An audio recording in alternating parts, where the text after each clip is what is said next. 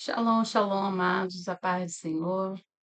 Estamos hoje aqui com o nosso seminário 5, tema Mensagem do Evangelho do Reino, fazendo aqui um ensino poderoso para darmos continuidade ao nosso estudo,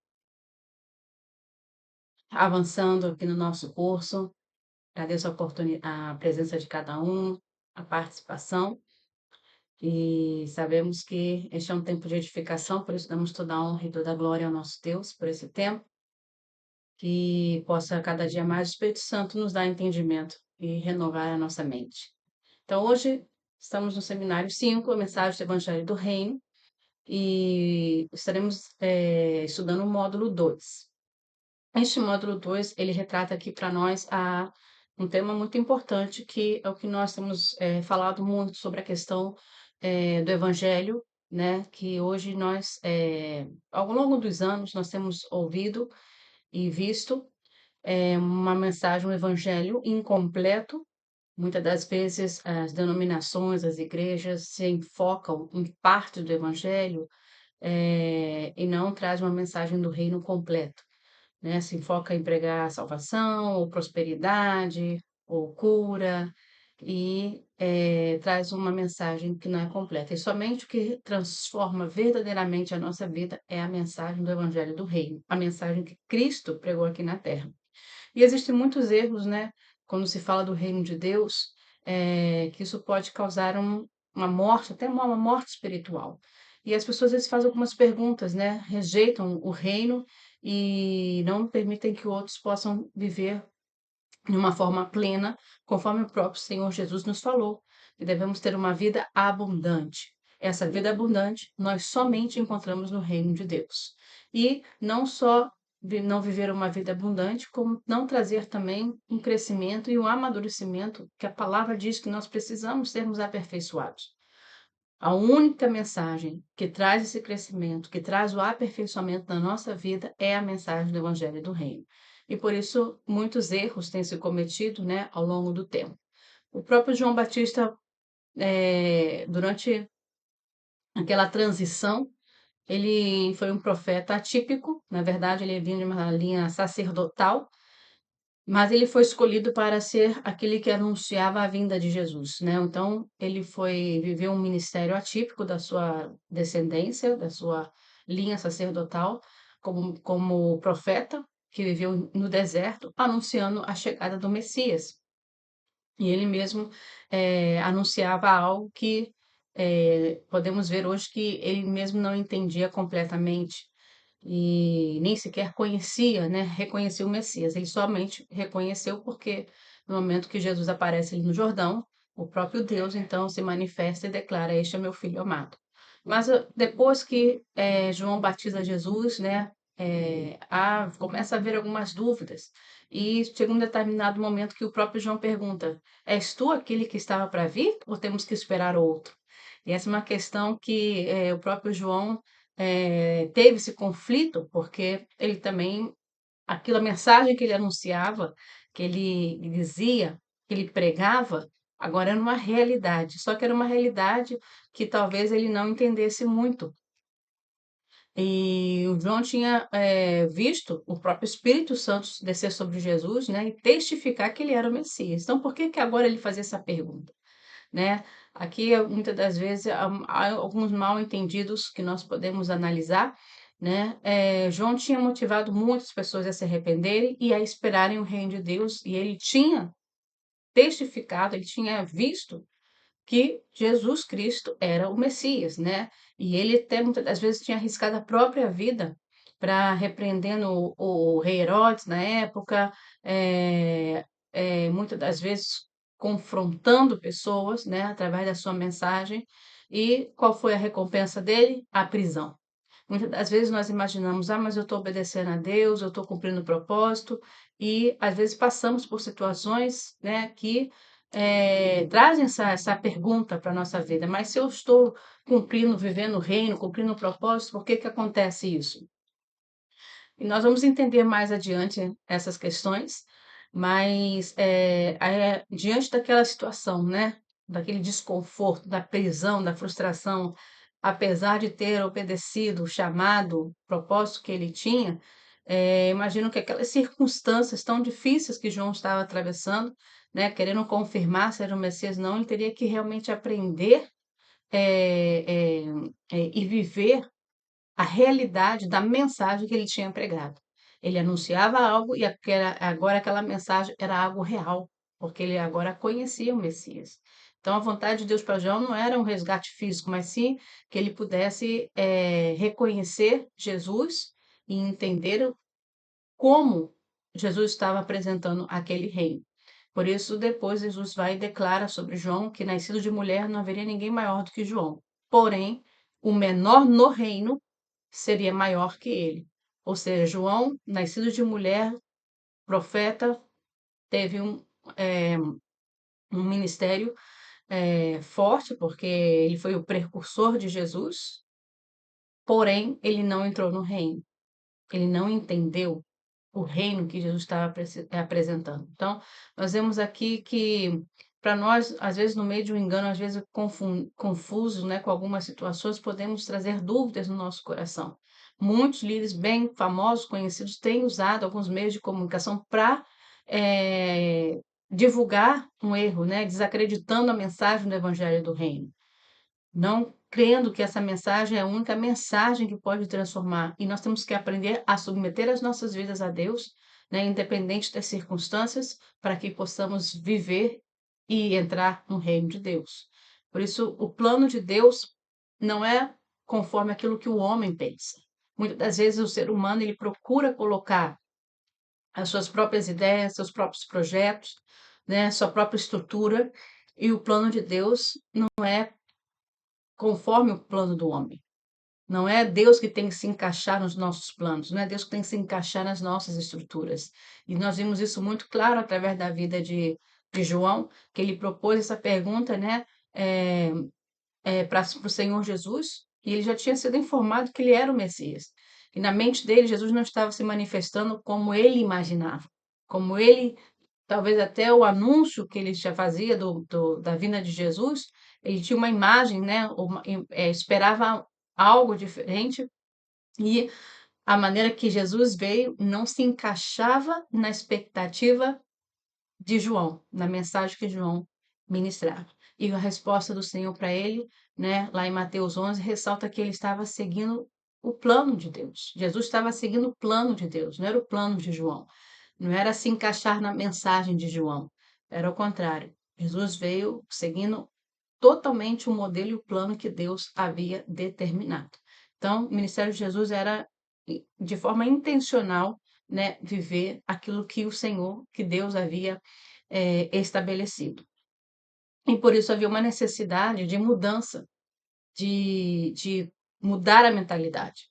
Quando Jesus começa a revelar o reino, começa a falar dele mesmo, né? Não foi ditado não somente um plano determinado por Deus, mas também pela necessidade de mudar o interior das pessoas.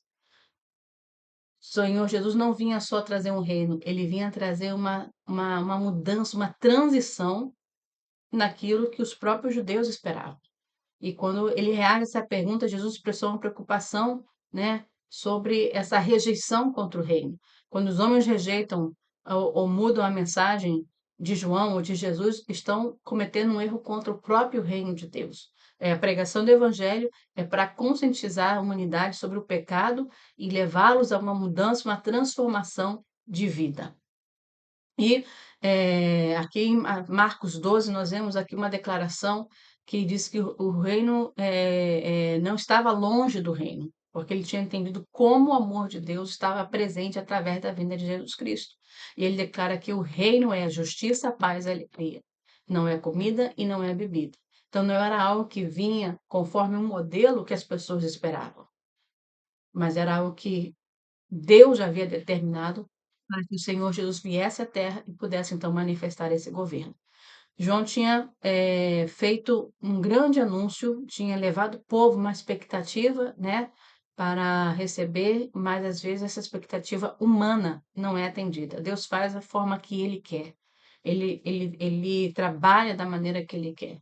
O Evangelho não é direcionado ao homem exterior ou para atender as nossas expectativas, mas é principalmente a restauração da comunhão do homem com Deus.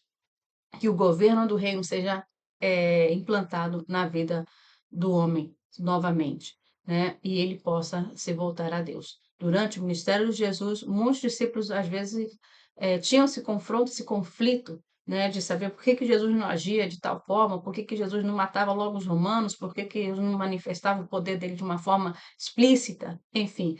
Mas Jesus sempre falava: eu faço o que o meu Pai manda, eu faço a vontade do meu pai. O que meu pai me mandou é o que eu faço. Então ele tinha um modelo a seguir. Outro fato interessante é Jesus também não está preocupado, ou não estava preocupado, em agradar politicamente as pessoas, né? Jesus, depois de ter mais de 5.000 pessoas terem ouvido ali Jesus pregar, do reino, né, e terem sido alimentados por ele, Jesus, como profeta, sabia que havia algo mais, né? Jesus teve que sair de perto da multidão porque eles estavam usando a força para chegar até Jesus. E o Senhor nunca deu o seu reino para que pudesse agir com forças humanas ou militares ou políticas, como ele declara em João 18. Deus entraria no campo político como rei, ou seja, libertando os judeus da ocupação romana, da depressão econômica, né? E essa era a expectativa que os judeus tinham, mas Jesus não veio para isso. Isso não significava que Jesus tivesse esquecido desses assuntos, não. Mas primeiro ele estava dando o fundamento do reino dele, algo prático. É como um perfil da cidadania do reino de Deus. Então, os apóstolos também às vezes ficavam em conflito por causa disso. Outra questão é Jesus e o alimento. A multidão que Jesus alimentava procurou ele mais tarde, no outro lado do Mar da Galileia, buscando o quê? Outra vez, alimento. E qual foi a palavra de Jesus? Vocês me procuram porque vocês viram, não porque viram sinais, mas porque comeram pão e vos fartaste. Mas ele diz: trabalhai pela comida que. Não trabalhem pela comida que perece, mas pela que subsiste eternamente. Jesus não estava contrário a alimentar a multidão fisicamente, né? Mas ele não queria atrair as pessoas por causa da comida. Ele não queria manter as pessoas porque as pessoas estavam ali esperando a comida física.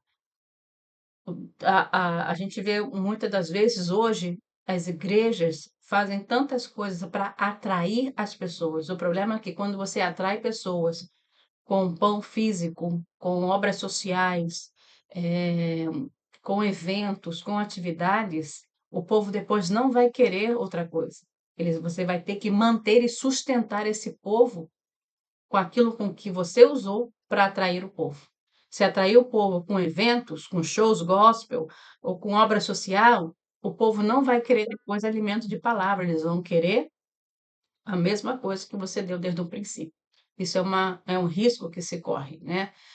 Ou então sinais, a multidão também exigia um sinal de Jesus para que a gente veja e crê em ti. Ou seja, o Jesus fazia os milagres, ensinava as verdades, né? Se identificava, se apresentava como Messias, mas as pessoas não queriam isso, elas queriam bênçãos, queriam milagres, queriam resolver seus problemas, né? Quando havia pouco interesse, às vezes, de entender a mensagem dos sinais, o que que ele fazia? Executava poucos milagres e apontava para a ressurreição como maior sinal. Então, Cristo nunca quis fazer um fervor artificial, ele queria produzir convicção. Não algo externo, não algo provisório, mas algo interno, algo que fosse permanente na vida das pessoas. As pessoas hoje precisam ver sinais, precisam ver grandes manifestações para que elas creiam. E a palavra de Deus fala que a fé vem pelo ouvir e ouvir pela palavra.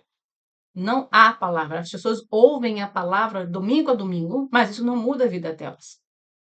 Então elas têm que ouvir pela palavra. Significa o quê? Que a palavra que elas ouvem vai ter efeito na área que elas precisam. Que o Senhor vai trabalhar na vida delas naquilo que o Senhor sabe que é necessário trabalhar. Outro ponto de Jesus são as palavras de vida. Algo interessante que Jesus disse à multidão. Ele falou que o espírito é o que vivifica, a carne não se aproveita para nada. E as palavras que eu tenho dito são espírito e vida. Esse é um enfoque do Evangelho do Reino. As palavras de Jesus, que Jesus disse, eles são o meio pelo qual Deus nos leva a essa comunhão, a essa restauração, a voltar a esse modelo original, conforme era no princípio. Aqueles que aprendem essa palavra e vivem, né, como diz a Bíblia, comem dessa palavra, comem do pão da vida, né, eles estão sendo restaurados, estão sendo levados novamente ao modelo original. Somente quando comem do pão da vida, e esse pão ele precisa ser comido através do Espírito, não é só conhecimento, é que as palavras que ouvem se tornem vida dentro das pessoas. Essa é a diferença, não é somente conhecimento. Cristo, não nos acomodemos com as coisas do mundo, mas a gente tem que permanecer fiel à mensagem do Evangelho do Reino, que nos leva a uma renovação de entendimento e o aperfeiçoamento. Uma dessas mensagens que Jesus apresentou logo no início do seu ministério foi o Sermão da Montanha, né? E o Sermão da Montanha ele é praticamente considerado assim o máximo da expressão da moralidade, do caráter cristão, da formação do perfil do cidadão do reino. Logo no capítulo 5, Jesus começa a trazer as bem-aventuranças e trazer as consequências de viver essas bem-aventuranças, né? É, é, esse sermão da montanha, ele tem um caráter especial na nossa vida. Depois que Jesus começa o seu ministério e anuncia o reino, a chegada do reino, né? Ele separa ali seus discípulos, estabelece os valores do reino e ele mostra claramente que esses valores, essas características são contrárias ao do mundo. Então, Jesus apresenta aqui a forma correta de se viver dentro do reino, aquele que se diz filho, né, do reino da lei para a lei do reino. Era o que Jesus estava apresentando. E foi um passo muito decisivo ali naquela era, né, para um reino qual as pessoas não tinham ainda entendimento do que Jesus estava falando, do que Jesus estava mostrando. E ele fala ali em Mateus 7 que deve se observar que o caráter do Sermão da Montanha é um convite, não é uma imposição. É um convite que Jesus faz a nós vivermos, decidirmos viver esse estilo de vida. Ele deixa muito claro que o discípulo que vive isso é feliz, é bem-aventurado, é colocado numa posição, numa dimensão espiritual diferenciada. As bem-aventuranças, nós sempre ouvimos falar que a tradução de bem-aventuranças é feliz, mas na verdade essa palavra feliz é muito resumida e o original dela significa uma posição, uma dimensão espiritual. Então, aquele que é pobre de espírito, ele vive numa dimensão espiritual elevada. Então, é considerado um da constituição do reino de Deus. Esse era o que Jesus estava apresentando. E Mateus destaca aqui nos primeiros capítulos, né, algo interessante das bem-aventuranças. Ele mostra que isso é um estilo de vida.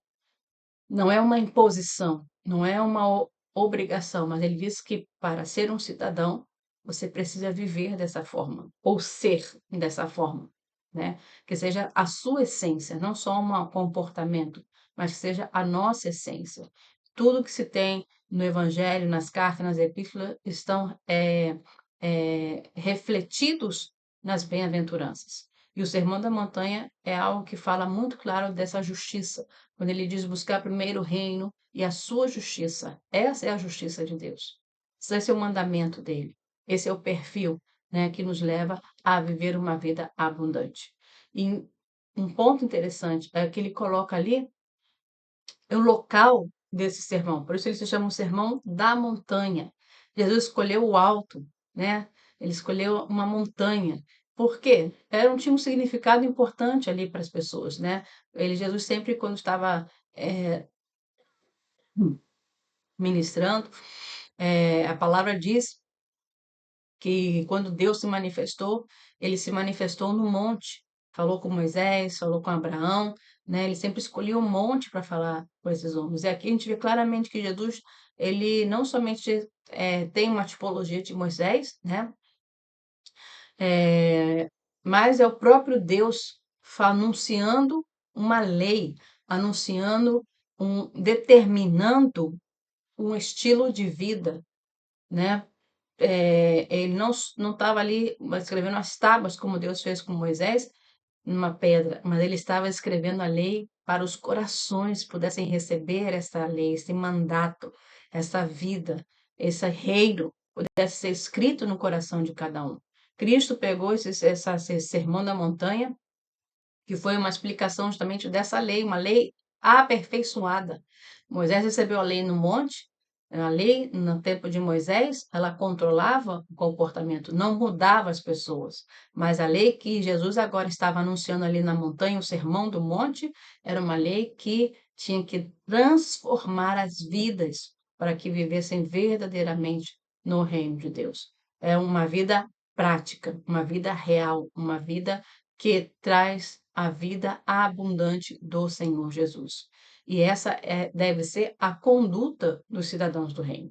A gente nota aqui que as bem-aventuranças que falam aqui não são somente uma série de regulamentos que alguém deve obedecer, né?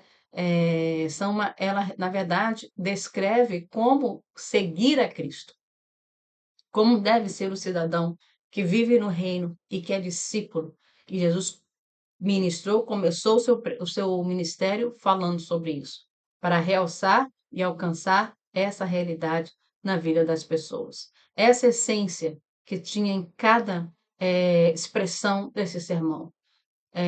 A Bíblia diz que ele abriu a sua boca, ou seja, o que quer dizer isso? Ele fazia uma declaração importante, uma declaração de peso, né? E para também se referir às afirmações de uma pessoa que está expressando algo, está tirando algo dentro de si para aqueles que estão ouvindo.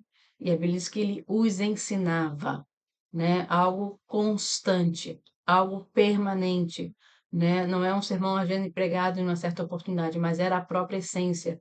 Como eu falei, aquele sermão, ele vai se expressar de outras formas em outros ensinos de Jesus de maneira diferente. Então é algo muito maior que às vezes a gente passa desapercebido sem entender a profundidade dessa mensagem do Sermão da Montanha. Podemos dizer que essa aí é a mensagem oficial do reino, né? Como se fosse a constituição do reino de Deus. Nos traz uma formação não só interna, principalmente comportamental. Combate a falsa moralidade, né? O que Jesus, às vezes, muitas das vezes, confrontava justamente era isso, a hipocrisia dos fariseus. Ele passa aqui a mostrar que, apesar que os fariseus conheciam a lei, conheciam a Torá, eles não a viviam. Então, Jesus não estava preocupado com a falsa moralidade, com a hipocrisia deles. Jesus queria justamente era combater isso. Combater, como quem diz, o que adianta vocês viverem nessa tradição? O que adianta vocês viverem nesse sistema se isso não afeta a vida de vocês?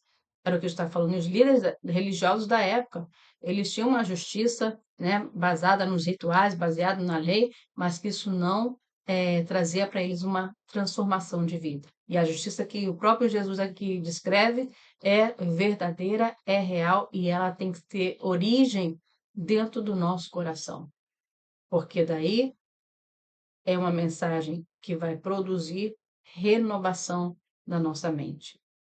Essa era a natureza dessa mensagem, uma mensagem poderosa que veio para transformar e mudar todas as coisas.